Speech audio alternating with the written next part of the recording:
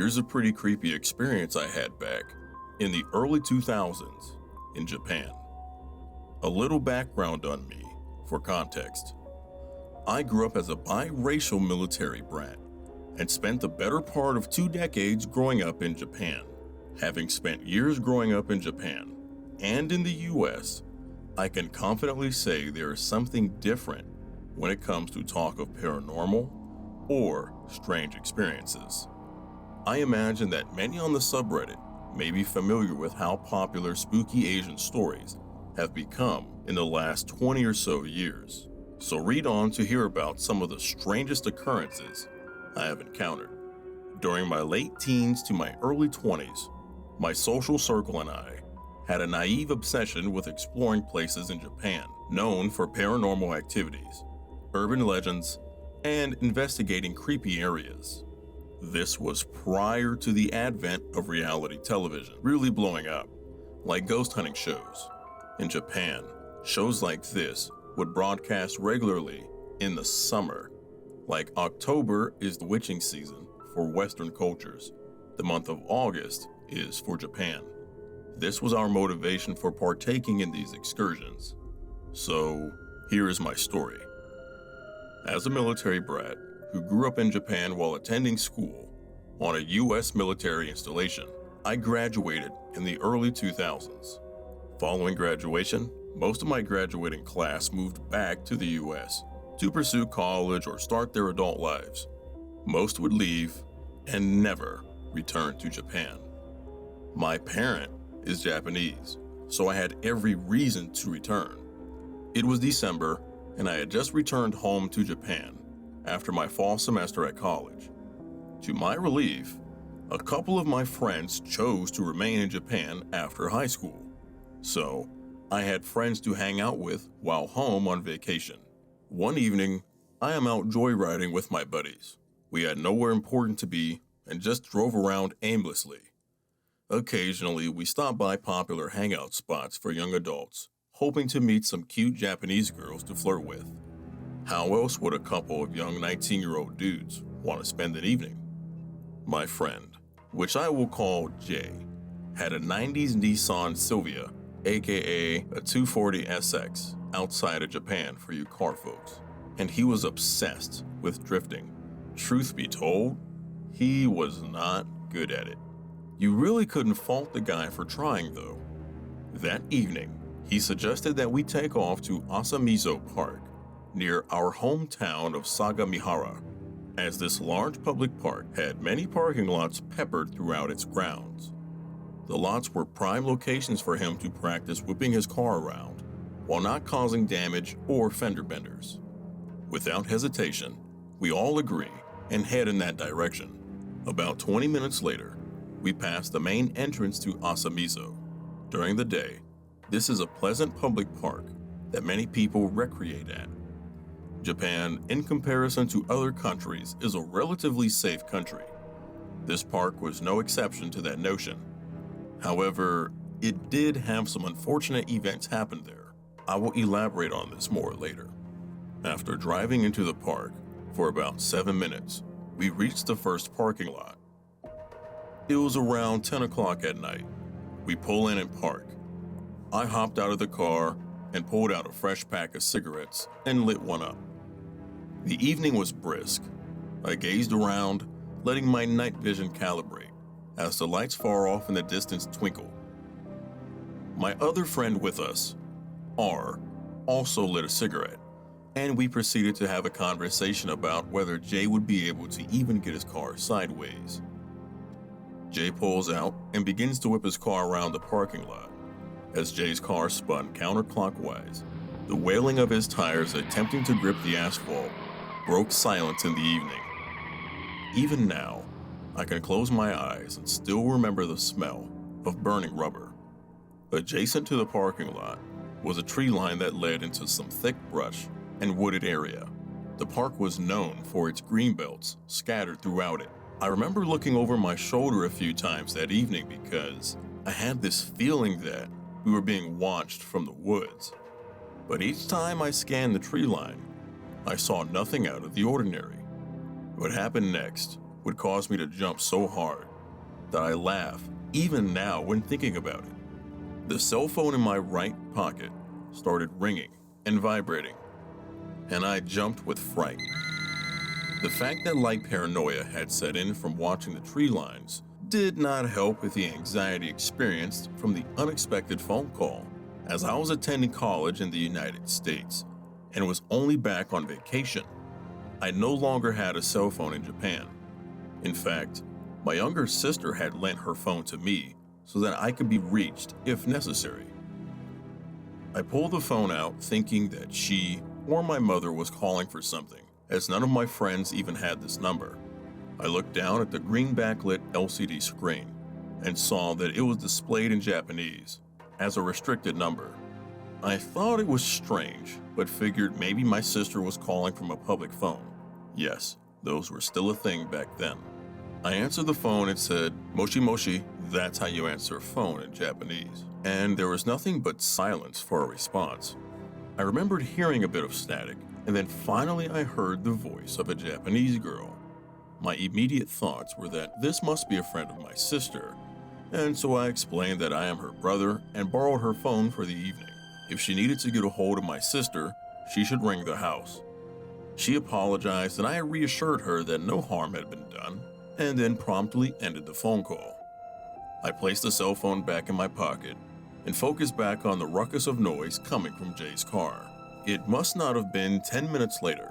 The cell phone in my pocket began ringing again. This time I was sure that it had to be my sister or my mother. Earlier that day, I left home and did not say where I was going or when I planned on returning home. It wasn't uncommon for my mother or sister to call and ask if I had eaten dinner or if she should leave food out for when I would return. I pulled the phone out, and once again, I have a phone call, and it was from a restricted number. I answered the phone, and this time the voice of the same Japanese girl was on the other end of the phone call. Before I could ask why she was calling for my sister, she cut me off. Now, based on the previous phone call, I thought there were a couple funny things. I know most of my sister's friends and recognize their voice over the phone. This girl, on the other hand, I did not. Additionally, my sister never mentioned anything about new friends, and her circle was tight. She wasn't very big on being a social butterfly, but perhaps I was wrong. My sister is 3 years junior to me, and so my assumption was this girl had to be around my sister's age, and too young for me. I had very little interest in engaging in conversation with her. As she probed me with questions, I kept my answers vague. I don't even know why I continued to entertain a conversation with her, but hanging up would just be very rude. Suddenly, she asked what I was doing in a park so late in the evening. I almost began to answer when it dawned on me. I did not mention anything about where I was or what I was doing. I told her I never said I was at the park. She lightly giggled and tried to play it off, insisting that she thought I said I was at a park. I told her this was weird and I had to go, and hung up. Jay grew tired of drifting in this parking lot. He pulled up to us and from the driver's side suggested we change up the scenery. R and I hopped back in the vehicle and off we went. Now at another parking lot, we hop out and Jay continues to do his thing. This parking lot had soccer fields not too far from it, and the lamps in the parking lot painted an orange hue, which is a bit comforting. Oddly enough, the feeling of being watched returned to me. I swung around to my right and stared at the empty field on the other side of the parking lot fence. There was nothing. At this point, Jay parks his car and shuts it off. Now silence, and a thin film of burnt rubber veiled the parking lot. Jay starts asking what was up with the phone calls. I began to explain to Jay and R what happened. They both agreed that it was a little strange, but speculated that maybe my sister mentioned to her friends that her older brother was back in town. Jay proceeds to tease me that I should start talking to the chick, but I protest because I have no interest. Suddenly, my phone rings again. Same deal, restricted phone number and same girl. This time, she sounds a bit more aggressive. How come you left? What was wrong with the last spot? I asked what she meant. She then says, "You left the parking lot you were just at." I remember the hair standing up on the back of my neck. I made it a point to be vague and never mentioned what I was doing or where I was at. Yet somehow this girl knew what I was doing and knew that we had left the first parking lot. Something didn't feel right, so I hung up on her. A moment later, and my phone is blowing up. I answer again, this time irate. What do you want? There is silence. And then I hear light static. In a sort of hushed manner, I hear her voice. I'm at the field. I see you. I spin around and face the field, looking for any sign of a person. I remember my heart racing a bit as I fumble to figure out what exactly is going on. What do you mean you see me at the field? I asked. She tells me that she sees me standing with my friends, wearing my gray jacket and my buddy's car.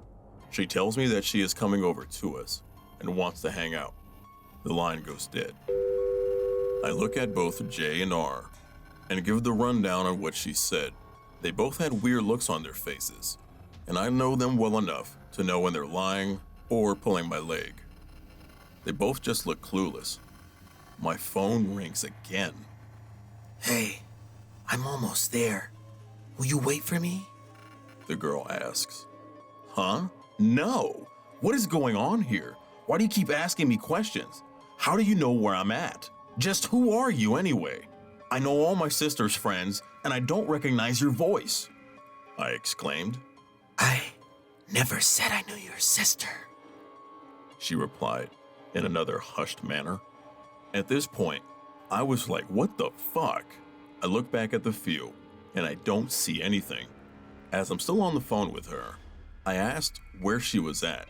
She said that she would be there shortly. I'm sure my friends sensed the panic in my voice. Jay goes on about nobody knows we're fucking out here. How does this chick seem to have our location? Mind you, this is the early 2000s, and social media, Internet 2.0, and smartphones are not a thing yet. People just can't get your location at that. On top of that, we are a few kilometers out of the way. You just don't randomly run into people like that. The evening is getting late, as it's past 11 p.m., and I have no explanation as to what is going on. My phone rings again, and before I can even answer hello, she asks if I can see her. I am spinning and jerking like a laundry machine agitator at this point. Both of my friends decided that this is too weird. R yanks the phone from my hand and proceeds to speak with her as well. I should explain that we all speak Japanese. Although I am telling the story in English, all the conversations that are happening are in Japanese. R, feeling like this is a joke, decided to toy with her a bit. He starts to ask her what she is wearing. She begins explaining something to him, from what I can hear from how he responds. He then asks her what color her undergarments are, but then she abruptly hangs up. R tells me that he thinks he annoyed her enough that she may not bother calling again. We all nervously chuckle as we cannot even begin to understand what all just transpired. My phone blows up again.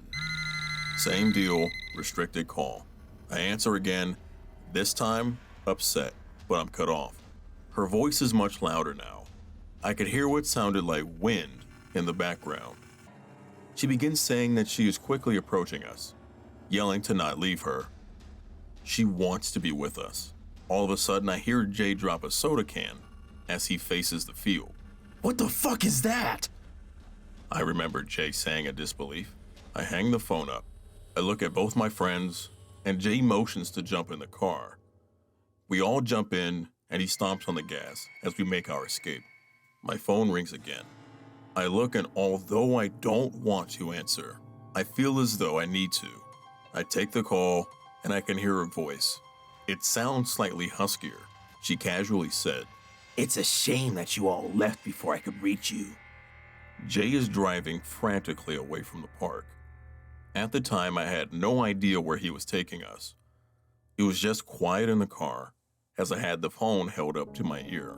Oh, well, I guess I will just need to follow you and find you all at the Family Mart that you're going to shop at, she said as she gave a creepy laugh. I then replied, "What the hell do you mean by the Family Mart that we are going to?" Before I realized it, Jay had cut the wheel hard and pulled to the side of the road and threw his four-way hazard lights and brought the car to a sudden stop. R damn near hit the dashboard sitting in the shotgun seat. Jay turned and looked at me. I can still remember the white look on his face. He then quietly said, "How did she know I was taking us to the Family Mart?" Family Mart is a Japanese convenience store chain found throughout Japan. I hung the phone up and then powered it off. We sat in silence for a moment there. This felt like a weird dream or something. I told Jay, "Let's go somewhere else." Shortly after, we drove to a 24-hour restaurant that was our hangout spot where many of our Japanese friends frequented. We just wanted somewhere brightly lit and somewhat crowded to chill out. As we walked up to the entrance, I could see some friends occupying a booth. We walked in and proceeded to join the party. After we ordered some coffee, we started explaining the strange occurrence. Initially, everyone listened on with excitement. But as I explained the story, the look of excitement written on everyone's face eventually faded and it got awkwardly quiet. Another female friend of mine who sat across from me, I'll call her A-chan, looked at me and asked whereabouts in the park were we at. As she asked me this, I could see her make eye contact with her boyfriend, H. He pulled out a cigarette and lit it just as he went into his explanation. He then began to explain. You all do know what happened in Asamizo Park, right?"